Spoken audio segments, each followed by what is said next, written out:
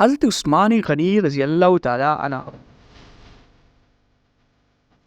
صحابہ کرام میں سب سے امیر ترین صحابی۔ آپ نے نہ صرف مختلف غزوات میں شانہ بشانہ لڑے ہیں بلکہ اس کے ساتھ ساتھ بہت سے مالی امداد بھی کی تھی۔ آپ کو ذوالنورین کیوں کہا جاتا ہے؟ روم، پارس، مصر جیسے بڑی بڑی سلطنتوں پر اور دیگر بیشتر علاقوں پر عالم اسلام بلند کرنے والا صحابی۔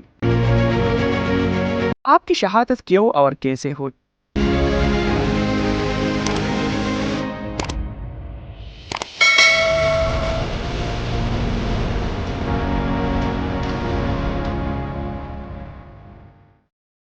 خلیفہ ثانی سیدنا عثمان غنی رضی اللہ تعالیٰ عنہ کا تعلق قریش کے معزز قبیلے سے تھا۔ سلسلہ نسب عبد المناف پر رسول اللہ صلی اللہ علیہ وسلم سے جا ملتا ہے۔ سیدنا عثمان ذوالنورین کنانی نبی صلی اللہ علیہ وسلم کی پھوپھی تھے۔ آپ کا نام عثمان اور لقب ذوالنورین ہے۔ اسلام قبول کرنے والوں میں آپ السابقون الاولون کے حیثیت میں شامل تھے۔ آپ نے خلیفہ اول سیدنا ابوبکر صدیق رضی اللہ تعالیٰ عنہ کی دعوت پر اسلام قبول کیا تھا۔ حضور صلی اللہ علیہ وسلم پر ایمان لانے اور کلمہ حق پڑھنے کی جرم میں سیدنا عثمان غنی رضی اللہ تعالیٰ عنہ کو ان کے چچا حکم بن ابی العاص نے لوہے کی زنجیروں سے باندھ کر دودھ میں ڈال دیا۔ کئی روز تک علیحدہ مکان میں بند رکھا گیا۔ چچا نے آپ سے کہا کہ جب تک تم نئی مذہب یعنی اسلام کو نہیں چھوڑوں گے آزاد نہیں کروں گا۔ یہ سن کر آپ نے جواب میں فرمایا کہ چچا، اللہ کی قسم میں مذہب اسلام کو کبھی نہیں چھوڑ سکتا اور اس ایمان کی دولت سے کبھی دستبردار نہیں ہوں گا۔ سیدنا عثمان غنی رضی اللہ تعالیٰ عنہ اعلیٰ سیرت و کردار کے ساتھ ثروت و سخاوت میں بھی مشہور تھے۔ رسول اللہ صلی اللہ علیہ وسلم نے فرمایا کہ جنت میں ہر نبی کا ساتھی و رفیق ہوتا ہے، میرا ساتھی عثمان ہوگا۔ سیدنا عثمان رضی اللہ تعالیٰ عنہ کی دار اسلام میں آنے کے بعد نبی اکرم صلی اللہ علیہ وسلم نے کچھ عرصہ بعد اپنے بیٹے سیدہ رقیہ رضی اللہ تعالیٰ عنہ کا نکاح آپ سے کر دیا۔ جب کفار مکہ کی اذیتوں سے تنگ آ کر مسلمانوں نے نبی کریم صلی اللہ علیہ وسلم کی اجازت اور حکم الہی کے مطابق ہجرت حبشہ کی تو سیدنا عثمان بھی ماں اپنا اہلیہ حضرت رقیہ رضی اللہ تعالیٰ عنہ حبشہ ہجرت فرما گئی۔ جب حضرت رقیہ رضی اللہ تعالیٰ عنہ کا انتقال ہوا تو نبی کریم صلی اللہ علیہ وسلم نے دوسرے بیٹی حضرت ام کلثوم رضی اللہ تعالیٰ عنہ کو آپ کی زوجیت میں دے دی۔ اسی طرح آپ کا لقب ذوالنورین معروف ہوا۔ مدینہ منورہ میں پانی کی قلت تھی، جس پر سیدنا عثمان رضی اللہ تعالیٰ عنہ نے نبی پاک صلی اللہ علیہ وسلم کی اجازت سے پانی کا کنواں خرید کر مسلمانوں کے لیے وقف فرمایا۔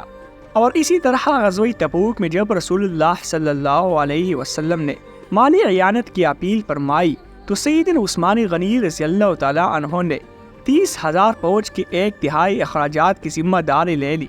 جب رسول اکرم صلی اللہ علیہ وسلم نے زیارت خانہ کعبہ کا ارادہ فرمایا تو حدیبیہ کے مقام پر یہ علم ہوا کہ قریشی مکہ آمادہ جنگ ہے۔ اس پر آپ صلی اللہ علیہ وسلم نے سیدنا عثمان غنی کو سفیر بنا کر مکہ بھیجا۔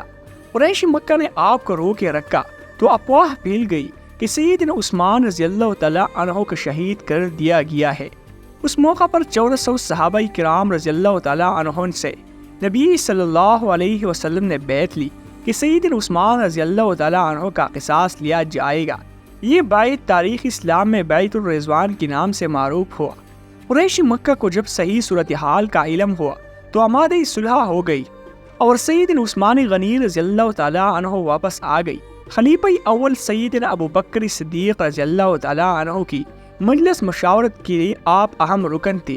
امیر المؤمنین سیدنا عمر رضی اللہ تعالیٰ عنہ کی خلافت کا وصیت نامہ آپ نے ہی تحریر فرمایا۔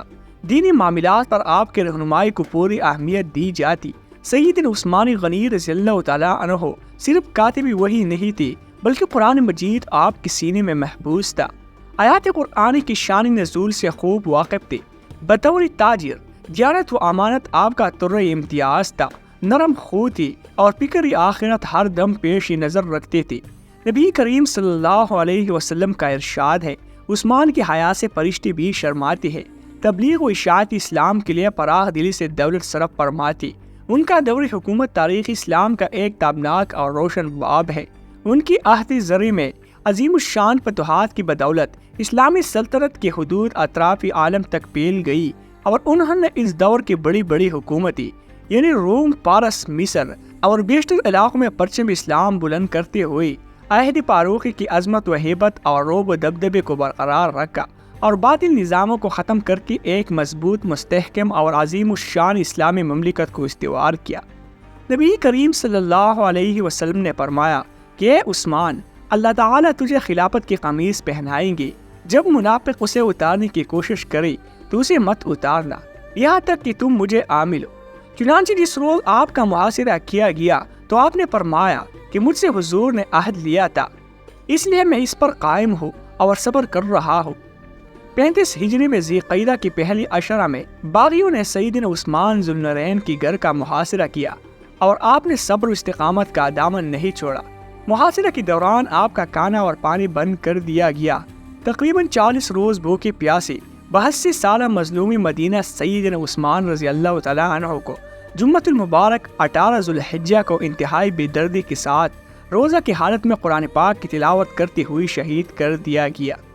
سیدنا عثمان کو شہید کرنے کی یہ سازش در حقیقت اسلامی تاریخ کی سب سے اول اور سب سے عظیم سازش تھی۔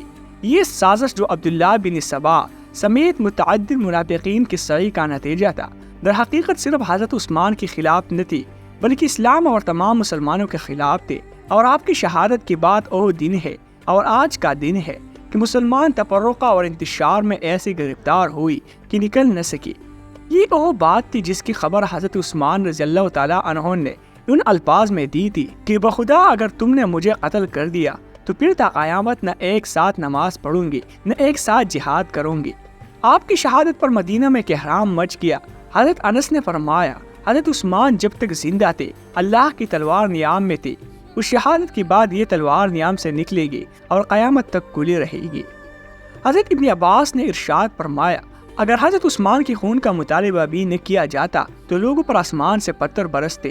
حضرت علی رضی اللہ تعالیٰ عنہ کو جیسے ہی شہادت عثمان کی خبر ملی، آپ نے فرمایا اے اللہ، میں تیرے حضور خون عثمان سے بریت کا اظہار کرتا ہوں۔